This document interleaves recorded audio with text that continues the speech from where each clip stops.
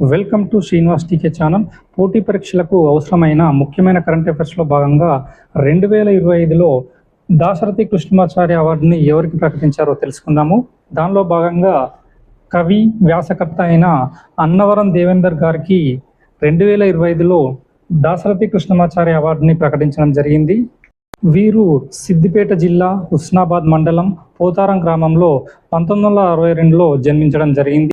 దీనిలో భాగంగా వీరు రచించిన కవితా సంపుటిల గురించి చూస్తే తొవ్వ, నడక, మంకమ్మ తోట, లేబర్రడ్డ, బొడ్డుమల్ల చెట్టు, పొద్దు పొడుపు, పొక్కిలి వాకిళ్ళ పులకరింత, బువ్వకుండ, ఇంటి దీపం, గవాయి, వరిగొలుసులు, జీవన తాత్పర్యం.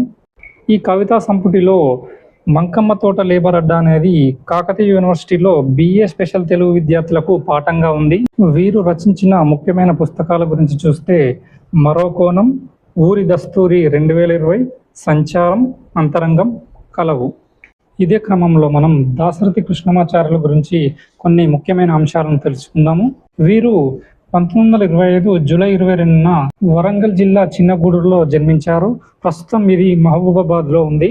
వీరు ఉస్మానియా యూనివర్సిటీలో BA ఇంగ్లీష్ లిటరేచర్ పట్టా పొందారు. వీరు 1977 నుంచి 83 వరకు ఆంధ్రప్రదేశ్ ఆస్థాన కవిగా పనిచేశారు.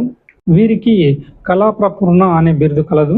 వీరి యొక్క రచన తిమిరంతో సమరం. దీనికి 1974లో కేంద్ర సాహిత్య అకాడమీ అవార్డు లభించింది. వీరు 1953లో తెలంగాణ రచయితల సంఘంని ఏర్పాటు చేసి దానికి అధ్యక్షత వహించారు.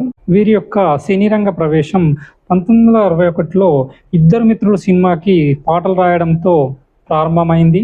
వీరి కొన్ని రచనలు కనుక చూస్తే అగ్నిధార, రుద్రవీణ, గాలిబ్ గీతాలు, తిమిరంతో సమరం, మహాంధ్రోద్యమం, పునర్నవం, అమృతాభిషేకం.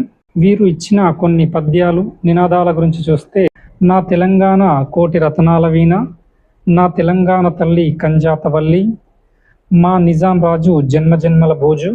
ఈయన చేసిన సేవలకు గాను 2015లో తెలంగాణ ప్రభుత్వం మొదటిసారిగా 2015లో దాశరథి కృష్ణమాచార్య సాహిత్య పురస్కారాన్ని ప్రారంభించింది. దీన్ని 2015లో తొలి గ్రహీత తిరుమల శ్రీనివాసాచార్యకు ప్రదానం చేశారు. 2024లో జూకంటి జగన్నాథంకి ఈ అవార్డు లభించింది. ఈ అవార్డుతో పాటు 1,01,116 మరియు జ్ఞాపిక శాలతో సత్కరిస్తారు.